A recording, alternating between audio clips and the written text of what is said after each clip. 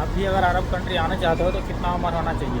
18, 20 या फिर 22 या फिर 25? For example Dubai, Qatar, Saudi, Oman, Bahrain, ये सब कंट्री आने के लिए आपको कम से कम 21 साल प्लस होना चाहिए। आपको ये सब कंट्री आने के लिए कम से कम आपको 21 साल प्लस होना चाहिए। मान चलो 21 साल 1 दिन हुआ, 2 दिन हुआ, या 1 महीना हुआ, या 2 महीना, इससे कोई मतलब नहीं है, लेकिन 21 साल प्लस होना चाहिए आपको अरब कंट्री आने के लिए। अब एक्सपायर कितना साल में हो जाते हैं हम लोग? जैसे कि ये हम लोग 60 साल में एक्सपायर हो जाता है, लेकिन 40-42 का बाद हम लोग का वीज़ा नहीं लगता है, क्योंकि वर्क वीज़ा हम लोग के बाद 40-42 का बाद नहीं लगता है। इसलिए नहीं लगता है कि कंपनी वाला हम लोग को हायर नहीं करता है। जो बड़ा बड़ा कंपनी हुआ, कोई भी कंपनी हुआ, कंपनी वाला नहीं लेता है।